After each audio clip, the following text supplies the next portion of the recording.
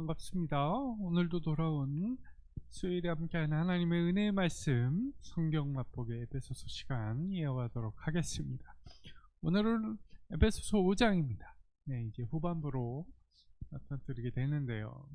우리 함께 끝까지 에베소서 이어가도록 하겠습니다. 5장 1절부터 5절까지의 말씀 함께 읽도록 하겠습니다. 그러므로 사랑을 받는 자녀같이 너희는 하나님을 본받는 자가 되고 그리스도께서 너희를 사랑하신 것 같이 너희도 사랑 가운데서 행하라. 그는 우리를 위하여 자신을 버리사 향기로운 제물과 희생 제물로 하나님께 드리셨느니라. 음행과 온갖 더러운 것과 탐욕은 너희 중에서 그 이름조차도 부르지 말라. 이는 성도에게 마땅한 바니라. 누추함과 어리석은 말이나 희롱의 말이 마땅치 아니하니 오히려 감사하는 말을 하라. 너희도 정녕 이것을 알거니와 음행하는 자나 더러운 자나 탐욕하는 자나 곧 우상 숭배자는 다 그리스도와 하나님의 나라에서 기업을 얻지 못하리니. 아멘. 이 에베소서 5장 1절부터 5절까지의 말씀을 가지고 우리에게 어떤 교훈이 되는 말씀을 해 주실지 함께 살펴보고자 합니다. 오늘의 큰 주제 제목은 이겁니다. 사랑과 빛의 자녀입니다. 사랑과 빛의 자녀. 에베소서 5장은 크게 4개의 의미 단락으로 구성할 수가 있습니다. 그 4단락이 그 안에 각각 핵심이 되는 용어를 가지고 있다는 점을 주목하면서 이 5장을 풀어갈 텐데요. 살펴보자면 4단락은 이렇게 됩니다. 1절과 2절입니다. 여기서는 핵심 용어가 사랑을 입은 자녀가 됩니다. 그리고 두 번째는 3절부터 14절입니다. 빛과 어둠의 대조가 이곳에서 나오고요. 세 번째는 15절부터 21절까지의 말씀 속에서는 지혜 없는 자와 지혜 있는 자 또는 술 취함과 성령 충만에 대해서 이야기를 하고 있습니다. 그리고 네 번째는 22절부터 33절까지인데 이 경우에는 4장 후반부부터 6장 초반부까지의 내용을 총괄해서 나오는 서로에 대한 복종 정신을 이야기하고 있는 것으로 해석을 하겠습니다. 네. 그래서 우리가 오늘 살펴볼 것은 요 첫 번째와 두 번째 초반부까지 잘라서 살펴보도록 하겠습니다. 첫 번째, 사랑과 빛의 자녀. 그 첫 번째입니다. 사랑을 입은 자녀는 사랑 가운데 행한다 하는 것이 바로 오늘 1절과 2절의 말씀입니다. 이제 5장을 살펴보게 되는데요. 크게 살펴보자면 에베소서 1장부터 3장까지는 교회론에 대한 바울의 신학적 해설을 하고 있다라고 생각하시면 되고요. 4장부터 6장까지는 그리스도인의 삶을 강조한 것입니다. 즉 하나님께서 앞서 하신 일을 믿는 자가 마땅히 해야 하는 일을 말하고 있는 것입니다. 그리고 지금 살펴볼 이제 5장 1절부터 2절을 이해하기 위해서는요 4장 이후의 내용을 간략하게 이렇게 살펴볼 필요가 있습니다. 바울은 4장 1절부터 6절까지에서 교회가 하나됨을 강조하고 있습니다. 그리고 7절부터 10절까지는 그리스도가 어떤 역할을 하고 있느냐에 대해서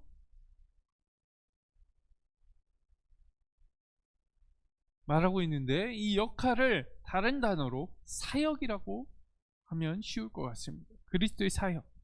그리고 바울은 11절부터 16절에서 그리스도께서 교회 안에서 어떤 일을 이루시는지를 알려주고자 합니다. 그리고 17절부터 32절까지에서 그리스도를 닮고 성장하기 위해서 우리가 버려야 할 것들을 이야기하고 있습니다. 그러니까 어떻게 보자면 교회의 성장, 그러니까 그리스도인들의 성장의 목표를 말씀한 것인데요. 이 목표는 서로 사랑 안에서 연계되어서 머리이신 그리스도에게까지 성장하는 것입니다. 그리스도를 닮고 그에게까지 성장하기 위하여서 버려야 할 것들과 취해야 할 것들을 4장 17절부터 32절에서 말하고 있다는 것이죠.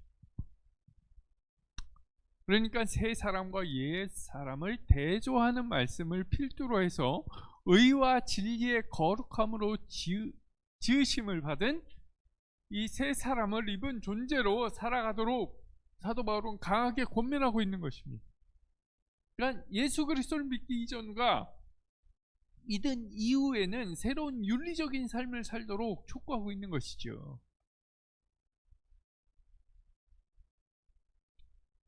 그런데 이런 윤리적인 삶을 4장 31절과 32절에서는 그리스도인이 마땅히 해야 할 용서와 사랑의 주제로 보완하고 확대 해석하고 있습니다. 31절까지의 윤리적인 삶은 32절과 그 이후의 5장, 오늘 본문인 5장 1절과 2절의 사랑의 삶으로 연계된다라는 것이죠.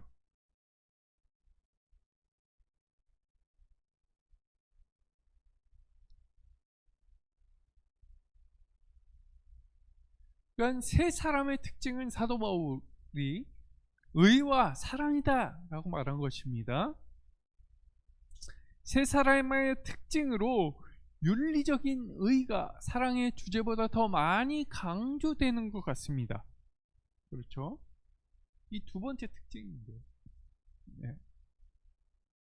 그 이유가 있어요. 이미 형제의 사랑이라는 이 주제는 2장, 에베소서 2장에서 많이 다뤄졌고요.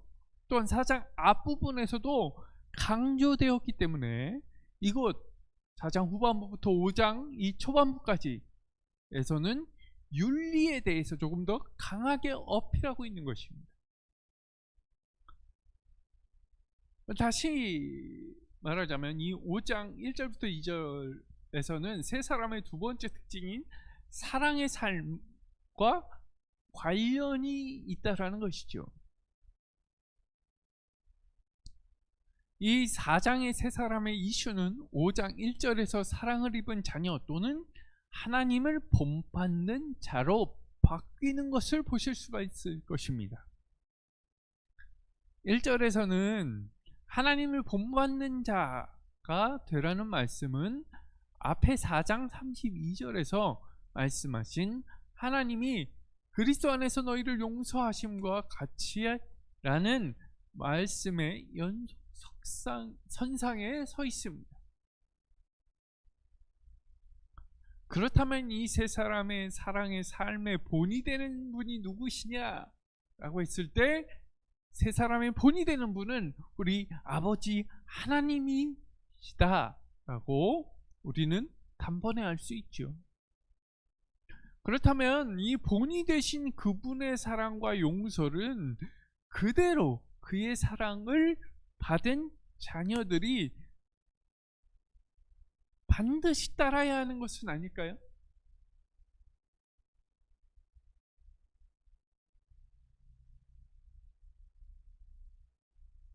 사도 바울은 이렇게 말하는 것 같습니다. 하나님을 본받는 자는 사랑 가운데 행해야 한다. 이것을 강조하고 있는 것 같습니다. 왜냐하면 이것은 권고사항이 아니라 명령사항입니다. 명령. 1 0 0 0 0 0 명령. 1 0 0 0 0 0 0 0 0 0 0 0 0 0 0 0 0 0 0 0 0 0 0 0 0 0 0 0 0 0 0 0 0 0 0 0 0 0 0 0 0 0 0 0 0 0 0 0 0 0 권고사항이 아니에요. 꼭 해야만 하는 것입니다.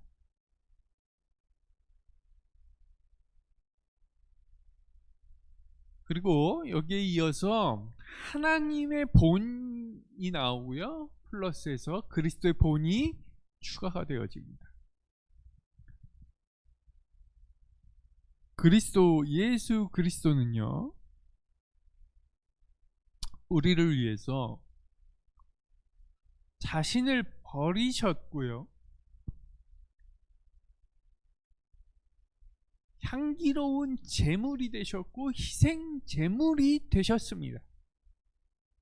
기꺼이 자기를 향기로운 제물과 희생 제물로 드리셔서 하나님께 내어드렸어요.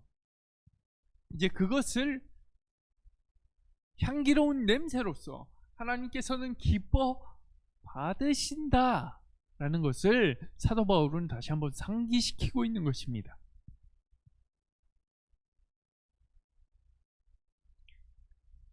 어찌되었건 이 4장의 세 사람의 이슈와 5장의 세 사람의 이슈는 서로 반복적인 효과를 가져오게 되는 것을 우리가 볼 수 있습니다. 4장의 세 사람의 특징은 용서를 초점으로, 뒤에 5장에서의 세 사람의 이슈는 사랑에 초점을 맞추고 있습니다. 하나님의 용서와 그리스도의 사랑을 각각 부각한 것이지만 하나님의 용서는 서로 인자하고 불쌍히 여기는 것이죠. 그리스도의 사랑은 상대를 위해 자신을 내어버리는 것입니다. 바로 희생하는 것이죠. 이 용서가 서로 인자하게 하고 불쌍히 여기는 것이라면 사랑은 자신을 내어주는 것입니다. 용서는 하나님의 용납을 배우는 데서 비롯됐고요, 사랑은 그리스도의 희생을 통해서 배우게 됩니다. 용납과 희생, 이 두 가지는 사랑의 두 얼굴이라는 것을 우리가 다시 한번 깊게 새기고 넘어가야 될 것입니다. 사랑과 빛의 자녀, 그 두 번째, 빛의 자녀들처럼 행하라 라고 하는 부분이 있습니다. 우리 오늘 본문 3절과 5절에서 나오는데요, 여기서 명령형 동사 하나가 사용되어지는데 바로 이름을 부르지 말라는 것입니다. 그럼 어떤 이름을 부르지 말라고 하는 것일까요? 그래서 말씀 속에서 나오듯이 음행, 온갖 더러운 것, 탐욕입니다. 앞선 두 개는 성적인 부정함이고요, 세 번째는 성격이 조금 다른 탐하는 욕심에 관한 것입니다. 그런데 이 세 가지를 묶어서 통칭할 수 있는 것이 육체의 욕심이라는 것이죠. 사도 바울이 항상 얘기하는 육체의 욕심.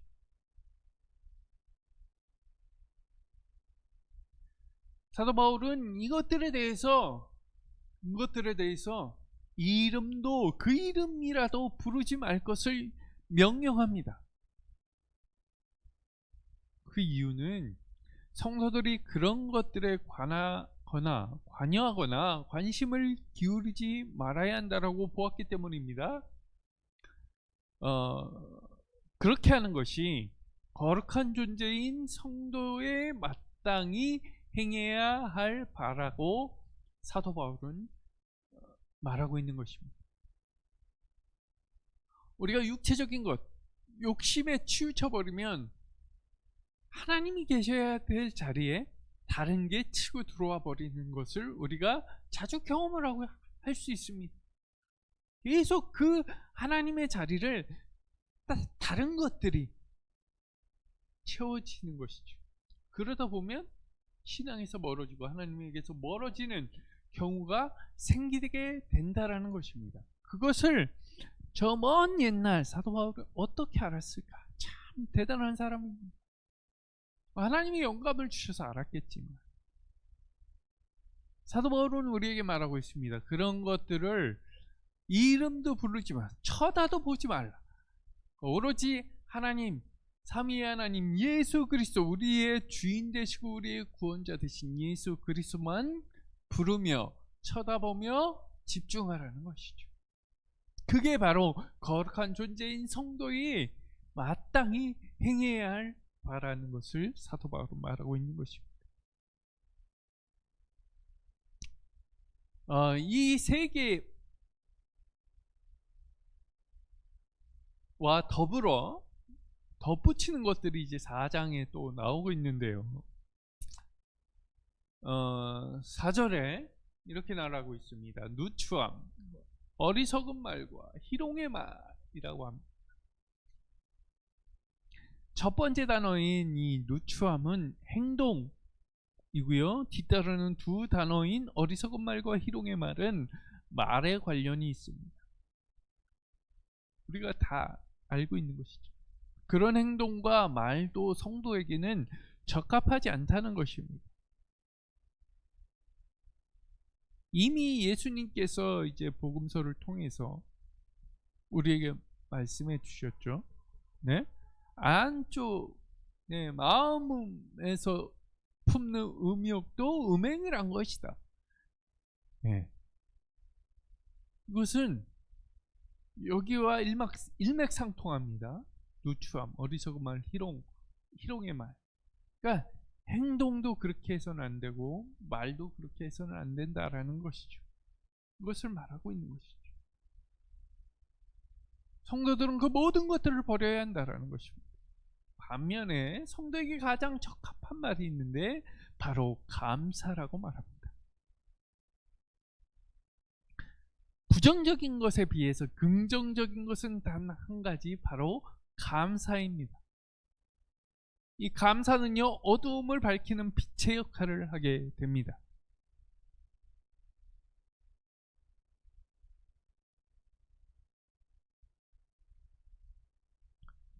그렇지 하지 말아야 할 이유에 대해서 4절에 부연 설명을 해주고 있는데요. 성도가 분명히 알고 있는 것이기 때문에, 성도라면 당연히 저건 하지 말아야 돼, 이건 해야 돼, 알고 있다라는 것입니다. 이 알다라는 두 단어를 중복적으로 사용하면서 너희가 안다, 너희는 분명히 알고 있어 라는 사실을 강조하고 있습니다. 무엇을 알고 있을까요? 바로 모든 음행하는 자, 더러운 자, 탐하는 자는 그리스도와 하나님 나라에서 기업을 얻지 못하는 것을 알고 있다라는 것입니다. 이것은 너무나 분명합니다. 탐하는 자를 우상 숭배하는 자로 규정했다는 점도 부각될 필요가 있습니다. 그렇기 때문에 다시 한번 여기서 말한 것입니다. 즉 성도는 욕심에 따라 사는 자가 아니라 하나님의 말씀에 따라서 살아야 된다. 그리고 하나님의 말씀에 따라서 사는 그 생활조차도 하나님께 감사로서 항상 하나님을 사랑하는 말을 하고 이웃을 사랑하는 말을 하고 사랑하는 행동을 취하며 하나님께 집중하고 살아가야 된다라는 것을 오늘 에베소서 5장 1절부터 5절까지는 우리에게 말하고 있는 것이죠. 이제 위드 코로나 시대를 우리가 살아가고 있고 또 내일이면 수능을 치르게 됩니다. 그렇다면 성도라고 한다면 어떻게 해야 될까? 하나님을 사랑하는 자라고 한다면 어떻게 해야 될 것입니까? 시험이 끝나면 하나님께로 돌아와야 될까요? 그 이전부터 돌아와야 될까요? 중요한 시험을 앞두고 새벽에 나와서 기도하고 간다면 저는 오케이, 그건 하나님이 정말로 기뻐하시는 행위다 라고 생각합니다. 하지만 남한테 기도해 주세요, 기도 부탁만 하고 자기는 기도를 안 한다? 이것은 빛의 자녀라고 볼 수가 없습니다. 사랑하는 성도 여러분,